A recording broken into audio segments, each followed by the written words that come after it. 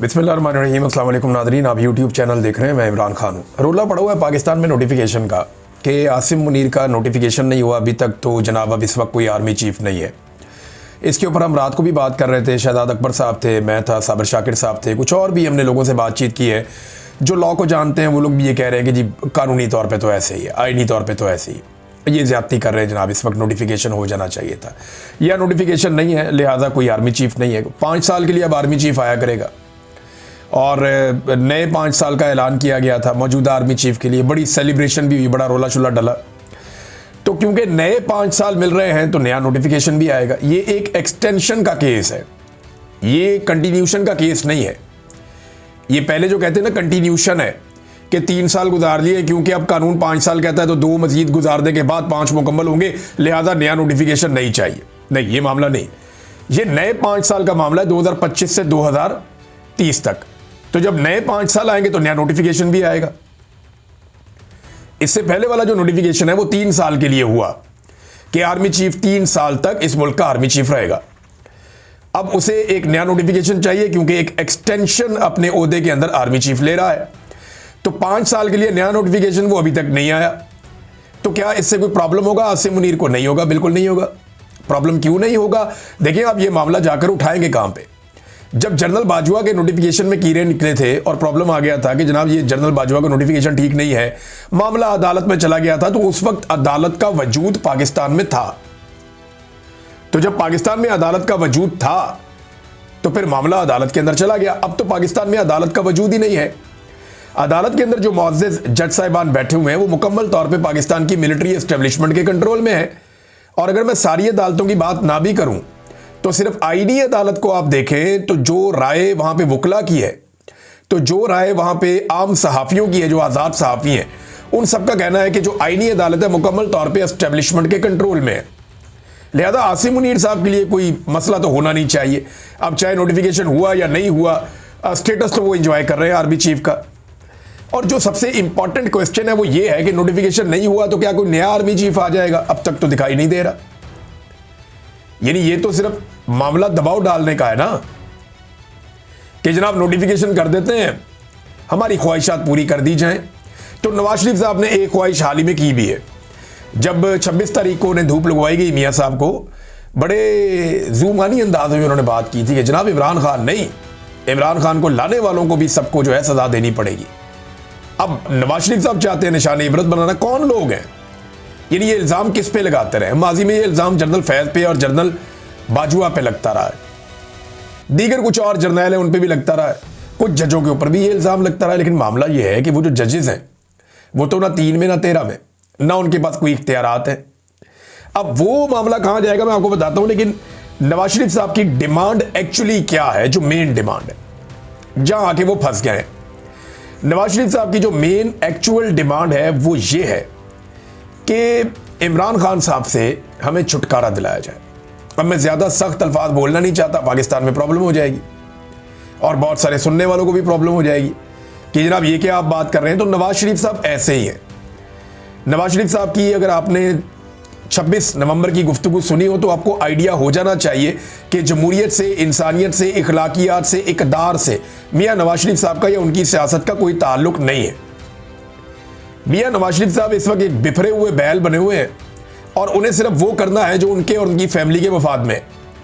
उसके बाहर ना उन्हें कुछ सूझता है, ना उन्हें कुछ दिखता है, ना कुछ समझ आता है। तो नवाज शरीफ साहब की डिमांड यह है कि इमरान खान साहब से पक्का पक्का छुटकारा दिया जाए, क्योंकि जब तक इमरान खान साहब मौजूद हैं और जब तक इमरान खान साहब की सियासत मौजूद है तब तक मियाँ नवाज शरीफ साहब का जो मजबूत हब लाहौर या पंजाब है वो भी वो कंट्रोल नहीं कर पा रहे। सारा कुछ करके इन्होंने देख लिया, सारी एक्सरसाइजेज कर ली, इमरान खान की मकबूलियत का ही मुकाबला नहीं कर पा रहे। अब नवाज शरीफ को चाहिए इमरान खान से छुटकारा, और ये मैं बड़े लंबे अरसे से आपको बता रहा हूं। तो क्या एस्टेब्लिशमेंट ये कर सकती है? जरा इसमें पहले थोड़ी सी बात कर लेते हैं। नवाज शरीफ साहब ना बहुत बुरी तरह फंसे हुए हैं, बहुत बुरी तरह फंसे हुए हैं। देखें, जिन पर नवाज शरीफ साहब ने इल्जाम लगाया ना कि ये इमरान खान को लाए, ये वही लोग हैं जो नवाज शरीफ साहब को बैरून मुल्क भगाने में और वापस इक्तदार लाने में भी मुलव्वस हैं। जिन जजों पर मियाँ साहब इल्जाम लगाते हैं वही जजेस नवाज शरीफ साहब को बैरून मुल्क भी भिजवाते हैं और फिर मियाँ नवाज शरीफ साहब को बाहर रखने के लिए सहूलतकारी भी करते रहते हैं। यानी 4 हफ्ते का कहकर भिजवाते हैं और मियां साहब वापस ही नहीं आते। टाइम गुजरता रहता है और 4 साल गुजर जाते हैं और वही जज साहिबान जिन पे नवाज शरीफ साहब को शिकवा है वो नवाज शरीफ साहब की सहूलतकारी करते रहते हैं। जिस बाजुआ और फैज को नवाज शरीफ साहब बुरा कहते हैं, अब उन्होंने काफी हद तक शरीफ खानदान की मदद की है, पूरे खानदान की मदद की है। अब यानी आप अंदाजा करें ना कि जनरल फैज हमीद ने बाकायदा शरीफ खानदान के बंदों को इतलात दी कि जनाब आप पकड़े जाएंगे, आपके खिलाफ केस बन गया, ये हो रहा है वो हो रहा है, टिकट पकड़े अब निकले पाकिस्तान से। कई लोगों की जनरल फैज हमीद ने बहुत मदद की थी।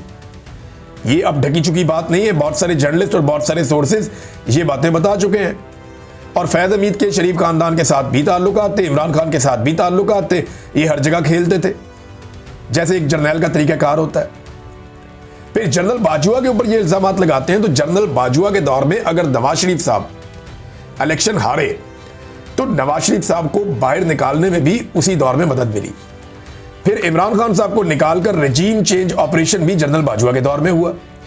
तो अगर आप जनरल बाजुआ को एक जुर्म में पकड़ेंगे तो दूसरा भी पता चलेगा। नवाज शरीफ साहब बड़ी बुरी तरह एक्सपोज हो जाएंगे, सारे हकायक सामने आ जाएंगे कि किस तरह आज नवाज शरीफ इख्तिदार में है, कैसे नवाज शरीफ डील करके पाकिस्तान से बाहर गया, किस तरीके से नवाज शरीफ साहब इस वक्त इख्तिदार के अंदर झूले ले रहे हैं और एंजॉय कर रहे हैं। तो मियां साहब फंस गए बहुत बुरी तरह। लेकिन ख्वाहिश उनकी ये कि कम से कम और कुछ नहीं देते तो इमरान खान से मुझे छुटकारा दिलवा दे। अब सादा अक्सरियत मिलने के बावजूद आपने कभी सोचा है कि नवाज शरीफ साहब वजीर आजम बनना क्यों नहीं चाहते? बनना वो चाहते हैं, बन नहीं सकते। और उसके पीछे जो बड़ा रीजन है, देखें, सादा अक्सरियत उन्हें मिल गई है। अब PMLN को चाहिए कि नवाज शरीफ को सर पे बिठाएं और उन्हें वजीर आजम पाकिस्तान बना दें ताकि वो अपना बदला ले सकें एस्टेब्लिशमेंट से। लेकिन वो ये करेंगे नहीं। एस्टेब्लिशमेंट ने तुर्क का पत्ता अपने हाथ में रखा हुआ है और वो तुर्क का पत्ता ये है नवाज शरीफ का कौमी असम्बली का वो हल्का जहां से नवाज शरीफ यास्मीन राशिद से इलेक्शन हारे हैं। वो जो जाली फॉर्म 47 दिया गया, इतना गंदे तरीके से और इतने घटिया और बेहुदा तरीके से फॉर्म 47 किसी भी MNA को नहीं दिया गया जिस तरह नवाज शरीफ को दिया गया। अब जब चाहे नवाज शरीफ साहब को वो पकड़ के चौक में फारिग कर दे, नवाज शरीफ साहब को बीच चौराहे फारिग कर दे, जब चाहे कर दे, और यास्मीन राशिद साहब अपनी सीट ले जाए तो वजीर आजम पाकिस्तान बन के चौथी मरतबा मट्टी पलीत हो जाएगी मियां साहब की। तो इससे बेहतर है कि मियां साहब फिलहाल वजीर आजम ना बने या उन्हें कोई बहुत बड़ी गारंटी दी जाए। अब अगर मियां साहब आगे बढ़ते हैं तो लंदन में जो कुछ हुआ, जितनी साजिशें हुई, उन सबका पोल खुल जाएगा, जिनमें बहुत सारी चीजें मोहम्मद जुबैर बता चुके हैं, शाहिद खकान अब्बासी बता चुके हैं, फजलुर रहमान बता चुके हैं, बहुत सारे और लोग बता चुके हैं। एक और बात आप याद रखिएगा कि अगर इमरान खान को, नवाज शरीफ साहब की डिमांड ये है ना कि इमरान खान से हमें छुटकारा दिलाया जाए, अगर खुदा न खास्ता इमरान खान को कुछ होता है तो पाकिस्तान की एस्टेब्लिशमेंट बेयारो मददगार हो जाएगी। वजह यह है कि वो इमरान खान का ड्रावा दे के ही तो सारे सियासतदानों को उन्होंने कंट्रोल किया हुआ है। अब तक के लिए इतना ही। अपना ख्याल रखिएगा, अपने चैनल का भी। अल्लाह हाफिज।